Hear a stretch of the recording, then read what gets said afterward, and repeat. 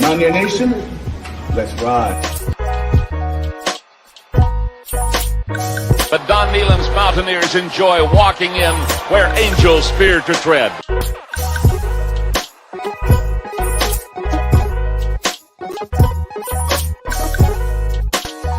As the hills of West Virginia resound with the sounds of Golden Blue football. Here is Harrison trouble, stiff arms, a would-be tackler, comes down over the 25 to 20, goes around about it to 15 to 10 to 5, a touchdown West Virginia, he did it!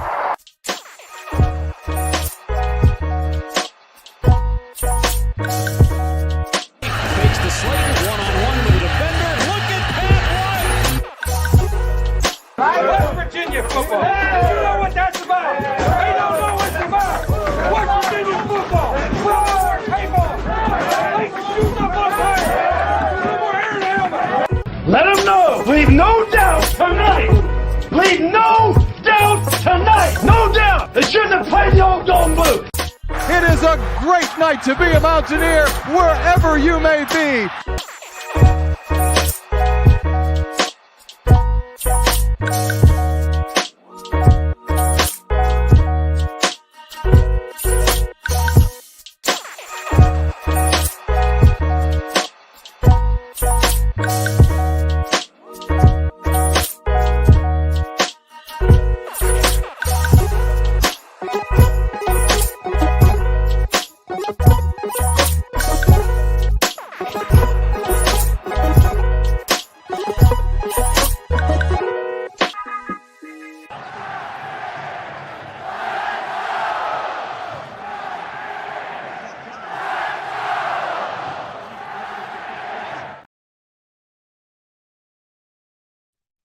What's going on, Mountaineer Nation?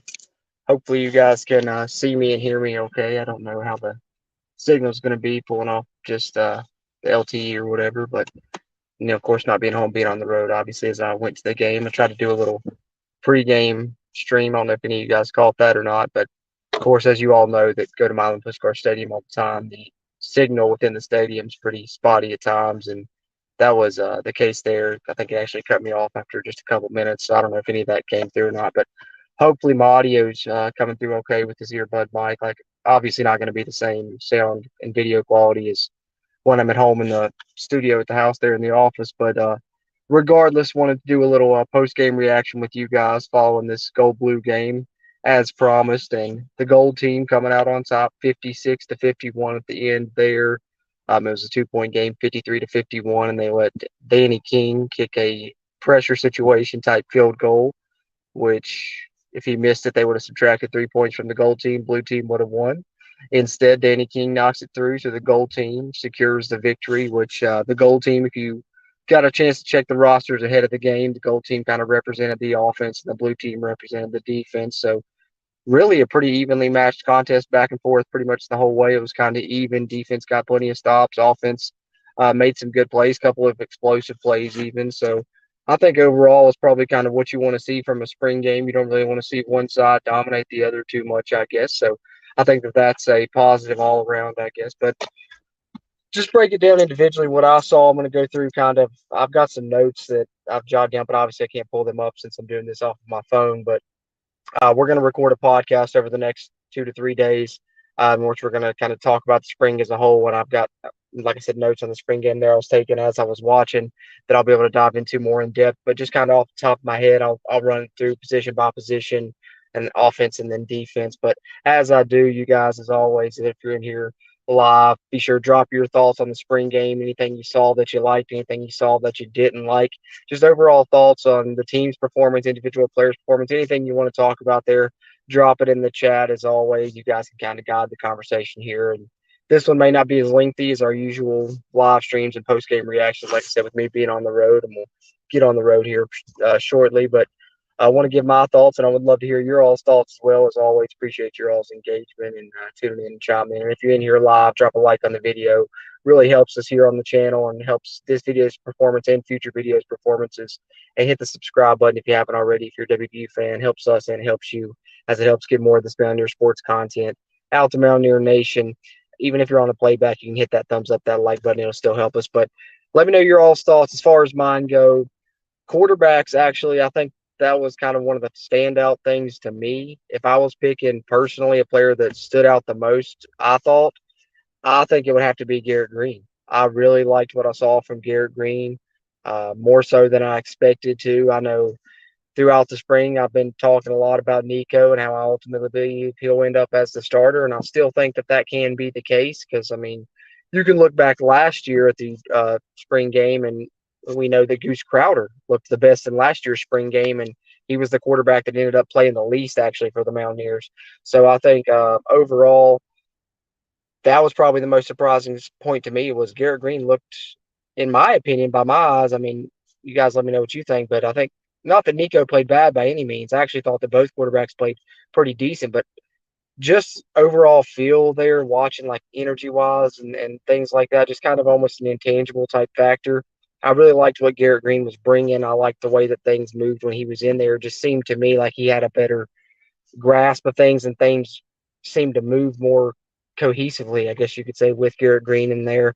So I think to me, he kind of stood out the most. I think he looks improved with his passing reads, especially. He was throwing some good plays and he was hitting them on time too. So I really liked what I saw there. And his deep ball was really pretty. Even the deep balls that he didn't complete, because there were some good pass breakups by some of our corners, they were still right there on the money. I know he hit one to Devin Carter that was really nice. And then he showcased his athleticism on the first touchdown of the day where the offense threw in a little trickeration, something I didn't expect to see in the spring game. Like I said in the preview, I was kind of expecting them to keep it more vanilla, and they did for the most part. They only ran, a handful of plays. You could see it was pretty much the same plays, kind of all dressed up right there. But one trickeration they did throw in was a little double reverse. Jeremiah Aaron reversing it to Preston Fox, who then threw it to Garrett Green, who stretched out, made the catch, and then ran in for the first touchdown of the game. So one thing I guess you could say positively about the offense was there were some chunk plays, some explosive plays.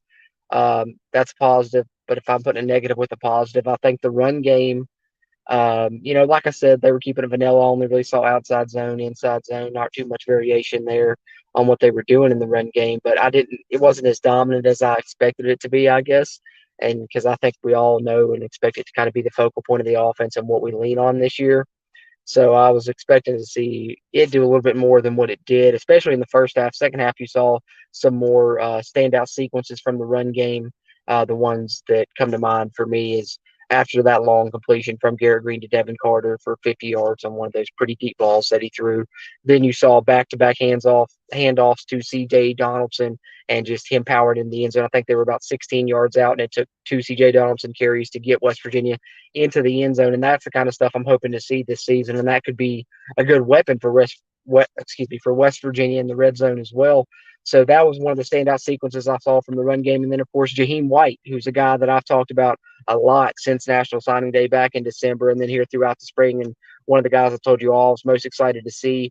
I think it was his second or third carry, break some tackles, and then he was just gone. And he showcased his speed and his ability because he was playing with the second or even the third team offensive line. I think Jimmy Bell was in at right tackle on his touchdown play and on a couple of his run plays, but even on his other ones, he was really tough to bring down. And I think I knew the speed was there, but he's really tough to tackle as well. I think Jaheim White has a really bright future, and hopefully the West Virginia run game does overall. Wide receivers, I think it's obvious that Devin Carter is probably going to be the standout. Cortez Braham had some really good moments as well. He had a long breakout play on a slant play off of an RPO pass from Green that looked really good. He also got free on some deep balls, couldn't secure the catch quite on a couple of them. They were broken up, a couple good pass breakups by Montre Miller, but I really liked what I saw from Devin Carter and Braham. I thought both of them had some good moments. Preston Fox had a couple of catches. Hudson Clement had a couple of catches. Jeremiah Aaron opened the game with a good catch. They got him involved a little bit. Looked like primarily Jeremiah Aaron and Jarrell Williams being used in the slot, depending on first or second team, which I was expecting Jarrell Williams to be more of an outside receiver. So that's another thing that kind of surprised me was seeing him inside and Clement outside. I thought that would be reversed. But overall, offensively, just kind of to finish that up, and I'll switch over to some of my defensive thoughts. And I'll catch up on some of your all's comments in the chat there. So let me know your all's thoughts here on the spring game and some of the performances that you saw. Real quick, if you got any in there. But in the meantime, offensively, the starters that I saw, I think the most surprising point maybe was on the defensive side. But offensively, you saw the expected offensive line, Wyatt Milam at left tackle, Thomas Remick at left guard, Brandon Yates at center. Slipping my mind right now. Jaquay Hubbard at right guard, and trying to get on the road here, guys, as I roll out. But Doug Nestor at right tackle, and then the wide receivers on the outside, you had Braham and Devin Carter with Jeremiah Aaron in the slot. And that's kind of who the Mountaineers trotted out there first. Garrett Green and C.J. Donaldson right there, respectively. Quarterback and running back combo there. So that's kind of what you saw from the starters on the offense. That wasn't so surprising, but flipping over to the other side, the starters in the defense, I guess, I mean, you can't really say starters because I think a lot of these positions are still up for grabs, and they've said as much. But the one thing that surprised me is you're just talking about who trotted out first in the spring game. And the most surprising thing to me with the defense, I think pretty much all the other starters across the defense was kind of what I expected. But the two corners, my two that I was kind of expecting to try out there would be Jacoby Spells and Montre Miller. Those are the two that I've kind of been talking about. And surprisingly enough, those weren't the two that came out first. Actually, the first two corners that came out for West Virginia were Malachi Ruffin and Andrew Wilson-Lamp, with Jacoby Spells and Montre Miller being the duo behind them. But they also kind of interchanged them much like they did the quarterbacks. So I'm not saying there's anything to that, but it just kind of surprised me because the rest of the defense that came out there first was kind of what I would expect to be the first team defense, really. Eddie V on the D-line, Torres Simmons on the D-line, Mike Lockhart. And then you had Jared Bartlett at Bandit, Trey Lathan at Will, Lee Koba at the Mike, Lance Dixon at the Spear, like I said, Wilson Lamp and Ruffin at the corners, and then they had Aubrey Burks and Marcus Floyd at the safety positions there. So that was kind of the starting defense. But let's see what you guys are dropping in here. West Virginia guy 56 says, I don't see West Virginia making a bowl game this year. I don't know. Like I said, there were some things that I was disappointed with as much as there were some things that I was pleasantly surprised with. But I think that one thing I'll say is you can't really take too much away from a spring game positively or negatively.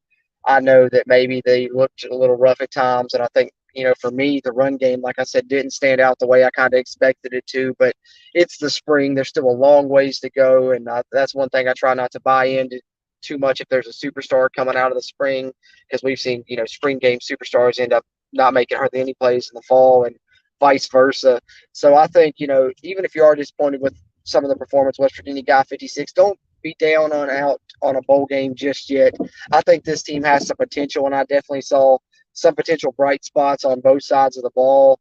So even some young guys that I thought maybe wouldn't contribute, they really did some good things. So Kenny says, hey, bro, how did they look? Mixed bag, Kenny. Mixed bag. I think I was impressed with some guys that maybe I didn't think that I would see too many highlights out of, and then some others, maybe a little bit more disappointing than what I was expecting. But like I said, that's why you can't just really take too much away from a spring game. I think whether it's great or negative, either way you're looking at it, it's spring. You still got months to go. So I think overall, offensively, I was rather – I don't want to say impressed because, like I said, the run game, I think, left a little bit to be desired in my case. But in the second half, it looked a lot better. But I also wonder if that's because of what West Virginia playing some backups on defense there. So I'm going to reserve judgment on the run game. But overall, I expect it to, do its part and be a strength this season. So I think that personally, I was probably more impressed with the offense's explosiveness, I guess it would be what I would say. I think offensively they were pretty explosive, maybe more so than I expected them to be. Few chunk plays, like I said, a long run from Jaheim White, the long pass from Garrett Green to Devin Carter, Garrett Green being on the long receiving pass of a trick play, some nice chunk plays there, the RPO pass to Braham I mentioned earlier. So if I was impressed with one thing offensively, it was probably the explosiveness, the ability to get some chunk plays, because that's something we struggled with a lot last season. Defensively, I think that maybe they're ahead of where some of us expected them to be because I think a lot of us, when we saw the defense that we put out there last year, maybe thought that this team would come out here today in the spring game and run all over them and do whatever they want offensively. But that wasn't really the case. I think, that's what I said earlier when I first started the stream here, was that it was really kind of balanced back and forth. And I think that's really what you want to see out of a spring game. You don't want to see one side dominate the other too much, because then maybe you have some issues on one side of the ball. So hopefully this means good things for West Virginia down the line, that both their offense and defense had some bright spots and some negative spots in the spring game. It was a mixed bag for both, I guess, as you can say, expect to see there in the spring. Kenny says, did Preston Fox do good? He did, Kenny. He didn't make any, touchdown or any big plays. He had a couple deep balls that they just missed him on. One of them was an underthrow. One of them was a miscommunication. Then another one, I think, was broken up. But he was definitely beating his man a lot, and I think that he's going to see the field a lot more this fall than he did last season. Certainly a lot of potential there with Preston Fox. I definitely think that West Virginia will add another transfer receiver. Just looking at some of the lineups and some of the depth that they had there, I expect them to add another transfer wide receiver and transfer offensive lineman for sure. That's what I'm thinking. Larry Westfall says, go Mountaineers. Appreciate you, Larry, being here, tuning in and chiming in. Just try to do a quick little recap, give my thoughts here on the Gold Blue Spring game after I leave and sit here in the parking lot now. But having said that, we will be releasing a podcast in the next 2 to 3 days, probably. Hopefully, it will at least be out sometime next week for sure, and hopefully have the gang all together again. I think it'll be season 5, episode 155, I believe, where I'm going to try and give more extensive thoughts. I'm hopefully going to have a chance to rewatch the game on TV then, maybe take some more notes, and the other guys will hopefully get a chance to watch it by then too and get their thoughts as well. But wanted to have a chance to chat with you guys immediately after and get your all's immediate takeaways and try and give some of mine just off the top of my head, things that I saw that kind of stuck out and players that stuck out. And like I said earlier, to me, if I was having to pick one player that stuck out, at least offensively, I think Garrett Green looked really good today. I think his deep ball is really accurate. I think he looks very improved in his reads in the passing game and even some of his throws. Doesn't tuck it and run quite as often. But even when he did tuck it and run, you still see what he can do there. Like they were blowing the plays down really quickly, basically two-hand touch, but sometimes blowing it down before they were even really touched, as I'm sure you guys saw. And I think on some of those plays, Garrett Green may have broke long runs. So I really liked what I saw from him personally. What else we got here? Forrest, what's going on, Forrest? You're always loyal, tune in and chime in. Appreciate you, man. You always got great insight. But he says O-line opened holes for the run, but the defense was closing them quickly. Thinks it's a positive for both sides. I would agree with that, Forrest.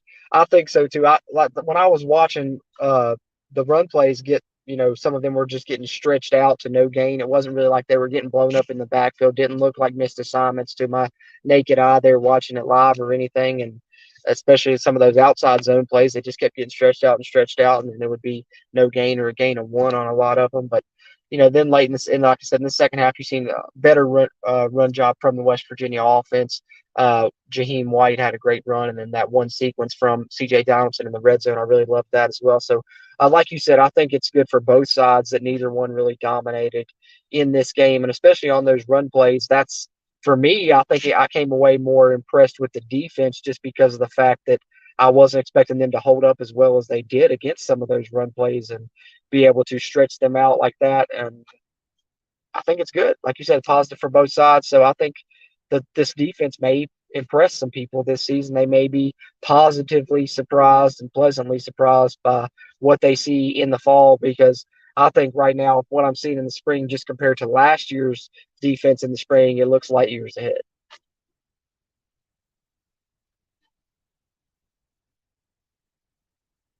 Green was really sharp, better than I've ever seen, and well ahead of Markiel, says Forrest. Glad to hear that, Forrest, because I wanted some confirmation on everyone else's thoughts were on those two quarterbacks there, because in my opinion, and that's what I tried to reinstate earlier, I thought Markiel looked really good at times too and did some good things as well. But I thought that Green's deep ball was great, and like you said, he looked better than I've ever seen him look as well. I would agree with that. Passing reach were good, and of course we know he's a threat with his run. But I thought just it was almost like an intangible thing for me, almost like an energy type deal. Just the way that things felt when Green was in there. It just felt more cohesive, more smooth. There just seemed to be a different type of energy to the team that I really liked when Green was in there. And I agree. I think, in my opinion, like I said, I've seen one game this spring and I've been there all spring, so who knows. But Green looked ahead of Markio to me, too. Kenny asked, how did Nico look? Yeah, I think I covered that a little bit there, but Nico looks good as well. I think he had some good reads on those RPO passes. Uh, he misfired, had a couple miscommunications. That one play he may have had Preston Fox deep. That was the one miscommunication I was talking about. But all in all, if I was having to sum it up, I think you can just tell that Garrett Green has, a year or so experience more than Nico has with this team program, etc. It just looks like Garrett looked a little bit more seasoned.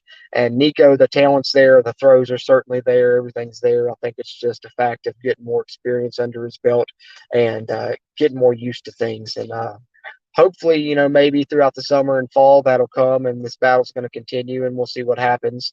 Like I just mentioned there with Forrest, I think Green looks a little ahead today, but can't take too much away from the spring, as I was saying there earlier to someone else, positive or negative. Because look, last year we all know that Goose Crowder probably looked the best out of all the quarterbacks in the spring game last year, and he was the one that ended up barely seeing the field at all in the fall. So who knows what will happen come the fall. But I thought Garrett looked good today, but Nico did not look bad, Kenny. I will say that. Nico looked good as well and did some good things. Forrest says defense swarmed to the ball and tackled well. Yeah, I'd 100% agree with that. That's one thing. I thought this defense looked quick. And some of the players that I mentioned, that stood out that I wasn't expecting to stand out, one of those was on defense, and that was Jaffa Veras. Because I think Jaffa Veras is a guy that they've been talking about playing special teams. I don't know, he's playing there at the wheel linebacker spot with, guys like Trey Lathan, who also looked really good today. And Ben Cutter. Ben Cutter had a sack too. But I thought Jaffa Veras was really flying around out there on defense, and I wouldn't be surprised to see him get some of those second-team reps come this season at the wheel linebacker position. But Trey Lathan looked good there too, so I'm kind of seeing Trey Lathan as the starter there. But we'll see. Who knows? Jaffa Veras may have to say there before it's all said and done. But I was happy to see Ben Cutter get in there and get a sack. I think he got a sack, and Eric Burton as well. So those were probably two people that got sacks that I wasn't expecting to get a sack, and I also wasn't expecting Preston Fox to throw a touchdown pass. Kenny, I think you asked about Preston Fox. I forgot to mention that as well. I don't know if you caught that earlier, but he threw the first touchdown pass of the spring game to Garrett Green, actually on a reverse pass. So definitely, I thought the defense swarmed there for us for sure. They were fast. Alan Arthur, appreciate you, man, tuning in and chiming in. He says Green looked good and the freshman tailback looked like a player. Absolutely, man. I've been high on Jaheim White since National Signing Day back in December when I heard Jed Drenning talk about him and compare him to Steve Slayton, and my ears perked up. And, of course, I'd already kind of been following him before then just because throughout his senior season of high school, he was really putting on a show with great rushing games. I'm talking like 300-plus yards, 4 touchdowns, and the thing that I was excited to see about him is I knew that he was really fast in kind of the mold of a Steve Slayton, Noel Devine, those type backs that West Virginia hadn't had in some time that are really fast and can be home run type players. And you see him when you see him on the field, he's, a lot smaller than the backs height wise. I think he's about 5'7", 5'8". I think he's probably about 5'80", though. He looks pretty stout. And so I knew the speed and the explosiveness was there, which you saw on that long touchdown run that he broke. But what I was most impressed with that I really didn't expect to see from him, I guess, this early as a true freshman here, just enrolling and playing early in the spring, was his ability to break tackles, especially with his size. I think even on that touchdown run, he broke a couple, but even on his other runs that didn't end up in big plays, he was breaking multiple tackles and was really tough to bring down. One time they had a gang tackling him, and he still never did go down on the play. So he does a great job keeping his legs moving and fighting through arm tackles to go along with his speed. So I agree. I think Jaheim White has a really bright future. And honestly, I think that he's going to get on the field some this fall, despite the fact of West Virginia having a deep backfield. When he got a guy that's a potential home run threat like that, as you've seen, 3 carries into his first ever, quote unquote game action as a Mountaineer here as a true freshman, and he breaks off that long touchdown run in the second half. So I think he's got a place in this offense somewhere, minimal as it may be as a true freshman. He certainly has a bright future down the road. I agree, Alan. Forrest is glad they were letting them tackle, except the quarterbacks and the defense tackled with authority. Yeah, I was surprised by that because I think it was last year, year before, they did a lot of that thudding and they only tackled in the final couple minutes. But I was glad to see they were letting them go today, and that was good. And this honestly, this spring game was really enjoyable to watch. I thought, guys, I don't know how it played on TV, but here in person, the way they broke it up with the competitions kind of in between the quarters, it was good because then you still got the full 4 game action to go along with it, and they got the Mountaineer Maniacs and some younger fans and stuff involved. So it was a good time here, and I really enjoyed it. And I think that the format was good. This is one of the better formats. I've been to a lot of spring games, and this was, I thought, one of the more enjoyable ones personally. But maybe that's just because there was a lot of new faces and new pieces to watch, and I was keeping my eyes on a lot of different things. And speaking of those, I'll catch up with your all's comments here again before I get out here before too much longer. But speaking of new pieces, I definitely kept an eye on Jimmy Bell when he came in there late in the second half. They were playing right tackle, and he had some good moments. He had a pancake, if I believe. He definitely knocked a guy down. He looked really good in pass protection. I kept an eye on him. And I'm sure he's in there more snaps than this, but personally, I can remember 5 or 6 plays where I watched him specifically, and 2 or 3 of them were in pass protection, and he did really good. And then the other 2 or 3 were run blocking. One of them, he struggled a little bit, and then the other 2 he did pretty solid job on. I think he had a holding call later on after that. That was after I was kind of watching him specifically once I was trying to watch some other things, but I watched him early, his first few plays in there, and I don't know, man. I think that he may decide to stick with this, and if he does, he could, play a role. I don't know about this season, but maybe next season he can earn a spot on the 2 deep or something. He's certainly got the size, and I thought when he went in there, I was like, oh man, I hope he doesn't come out here and somebody just blow by him or something. But that's not what happened. He held his own, and despite the one issue being that holding call, of course, but that's something you can correct, and it's a mistake that happens. But I thought that he was pretty decent for somebody that hadn't played since 2018 or whatever. When he got in there, he looked pretty good handling his man, especially in pass protection. Did a good job. Let's see what else we got here. Mikey says audio cutting in and out. Yeah, I was worried about that with it running off data here and stuff. I don't know how good the signal's going to be. I know hopefully it's better than it was. I know I tried to do a pregame there from inside the stadium, and of course everybody that goes to Milan Puskar Stadium knows it's kind of impossible to do anything data wise in the stadium. So that didn't work out too good. But hopefully this post game's worked out a little bit better. I know the audio may be spotty at times, and I apologize. But like I said, just wanted to get out some instant thoughts and hear some of your all's thoughts immediately. Going to have better quality once I get back home to the office, to the studio there, and we're going to record a podcast over the next few days and have more extensive thoughts and stuff. But Silas says Nico for Heisman 2025. I like it, Silas. I like it. I certainly think the guy's got some grit to him, and he's definitely got the potential. You can see it there. And personally, that's one thing that I will take away from this game, is I think that whether it be Nico or Garrett, West Virginia is in good hands for the future. I really liked what I saw from Garrett personally today, but like I said, it's just the spring and it's only one game. And I really liked what I've seen from Nico in the past, and he was my favorite heading into today. And I think that if I was still, asked to make a choice right now, I would probably still go Nico just because, I think he has that type of potential. But I'm leaning more and more towards Garrett. I mentioned it in the Q&A stream prior to the spring game that I've been hearing a lot of things, from the past week that really had me leaning towards Garrett. And, if you want to buy anything into it, you can. You can't. But Garrett was the first one they trotted out there today. I don't know if that means anything or not. Personally, I don't think so. But overall, like I mentioned earlier, I thought that he had the better performance today. But Nico certainly high ceiling as well.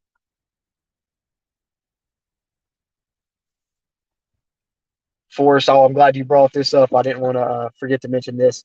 The pass to Taylor that Taylor caught one-handed was most likely Mark Hill's best pass, but he looked hurried most of the time, the way Green used to look.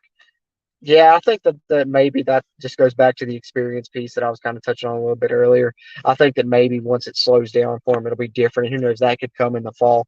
But, man, how about that little pass to Taylor down the seam and him just coming out snagging it with one hand? And, if you watch, I think it was on Twitter and Facebook a couple of weeks ago throughout spring practice, he made a catch like that on an RPO pass. I believe that's from Markio as well, where he grabbed it with one hand. So it's not the first time Cole Taylor has done that, so don't be surprised to see some impressive one-handed catches from the new Mountaineer tight end this season coming up from the LSU transfer. That was an awesome play by him. But I agree, Forrest. I agree. Silas says, didn't get to watch much really, but the trick play touchdown to Green was pretty cool. Yeah, I thought that was awesome. Like, I was really caught off guard by that because I know that's one thing we talked about was everything was probably going to be vanilla. So I was certainly not expecting a trick play and definitely not on the very first drive. But yeah, that was awesome because they had already ran that reverse or touch pass or whatever to Jeremiah Aaron and with Preston Fox coming on that look. So they throw it again, but then sneak Green out and it really caught everyone off guard. When Preston Fox threw the pass, from the stands, it looked like it was going to be out, just out of the reach of Garrett Green's outstretched arms, but he caught up to it just in time, caught it, and then managed to get into the end zone as well. So yeah, I love that. That was awesome to see Garrett Green not only throwing TDs in this game, but also catching them. So, and Preston Fox, I don't think anybody on their WVU Gold Blue Spring Game bingo card had him throwing a touchdown. So that was fun to see.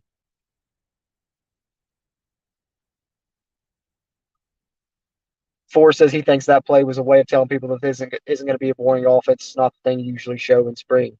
Exactly. I think that's one thing that I'll talk about when it comes to this game. It was really enjoyable to watch, and I think that they made it a point to make it enjoyable to watch. People were probably expected to be very vanilla, so even though they ran basically the same handful of plays throughout most of the game, they did throw in some treats there for the fans, and I think that trick play was one of them. And like you said, maybe that is something that they're trying to tease the fans with to say, hey, watch out for the fall. We're going to do a lot of fun things like this, and just kind of tipping their cap to us, letting us know it's going to be a fun offense to watch in the fall. And I hope you're right with that, Forrest. Silas says Brown has said Nico is a power runner, going to be hard to tackle / sack, but with the one hand to be touch quarterback sack kind of hindered him. It hindered him and Garrett indeed. That's one thing I was talking about a little bit earlier. Silas was a couple of Garrett's plays I think would have been really big plays if they weren't, too many touching. Because a couple of them, I don't even know if they touched him. I think they blew the whistle just expecting that he was going to get touched, but he really ran around the person. And one of them, I think, may have been a long touchdown run, it looked like. So I agree. That's the only thing. But, I mean, I get it. You don't want to injure your quarterback. But certainly I think sometimes they're a little bit too quick with that whistle and blowing it before the guys even get touched on those quarterback scrambles. But I understand it. I get it. Loved when Green got loose and ref blew the whistle. Could tell Green was upset at first, but he laughed and hugged the ref. Great moment. Yeah, I could tell that too. I think that's the one that I'm thinking of. It was early in the game, and it looked like to me that could have been 6. And the ref blew the whistle, and you seen Garrett just kind of throw his arms and throw his head like he was upset because I think he thought he could have got around that guy and maybe even scored on that play potentially. So yeah, it's good to see. I just love Garrett Green's competitiveness and his fight and his spirit and stuff. I see my mom in here saying, be safe on the ride home. Appreciate that, Mom. Love you too. But yeah, I'm going to get up out of here before too long, guys. Any other thoughts you had on the spring game, drop them in real quick. But just want to take a couple seconds here before I hit the road and mention if you're watching this live, I appreciate you tuning in. But if you're on the YouTube, do us a favor, hit the thumbs up button, give us a like. It really helps this video performance, future video performances on the channel as well. And if you're a WVU fan, be sure and subscribe. We're going to have plenty of Mountaineer sports content coming throughout this off season as we get ready to stroll into fall camp. Now that spring's complete, there'll be plenty of transfer pieces coming in, hopefully for the West Virginia Mountaineers, at least a couple more, and we'll continue to build that final roster heading into fall camp. So we'll have plenty of updates on that here on the Country Roads webcast, and a ton of content once the fall gets here, so you're not going to want to miss that. So be sure and subscribe to the YouTube channel here, and also you're going to want to check out our spring reaction podcast we're releasing in the next few days as well. And that's not even in addition to our Mountaineer basketball content that we try and cover here as well. So plenty of content here. If you're a WVU fan, be sure and sub us up, and appreciate you guys tuning in here that tuned in live, or if you're tuning in on playback, just drop us a like. It really helps us a ton. But pretty fun performance here from the West Virginia Mountaineers overall. Like I said, not dominated by the offense or the defense. So I think that's what you want to see out of a spring game, is you want to see your team kind of appear evenly matched, because I think that shows that maybe you have a pretty balanced team. And that's what we're hoping to see this season from West Virginia. But here in the spring game, the gold team defeats the blue team 56-51. So the offense coming out victorious over the defense. I know that may be scary to hear after as much as the defense struggled last season, but I can tell you firsthand from my own eyes, being at last year's spring game and then this year's spring game, the defense looks light years ahead this year than it was compared to last year. I think this year's defense is going to be much improved, and hopefully overall the West Virginia team is as well. But appreciate you guys tuning in here that tuned in live, or if you're watching this on a playback and didn't get a chance to drop your thoughts in the live chat. Drop your thoughts there in the comments on any of the spring game performances, just your overall thoughts on the gold blue game, any specific players, anything you want to add there. We really appreciate that interaction as we continue to try and grow the Country Roads webcast community throughout Mountaineer Nation. But I'm going to get out of the road. I'm going to get off here and get on the road, guys. Head back down to the bottom part of the state there. But appreciate you guys tuning into this one. Have more thoughts coming out in the coming days from us here on the Country Roads webcast. Been a successful spring season overall for West Virginia, and hopefully leading into a much improved Mountaineer football team heading into 2023 now as we get set and get ready. Look forward to fall camp. But that's a wrap on the spring here from Morgantown and us here at the Country Roads webcast as the gold team defeats the blue team 56-51 in the 2023 gold blue game. We'll be back with more content in the future here. But until next time, as always, I'm Jordan Cruz, and let's go Mountaineers.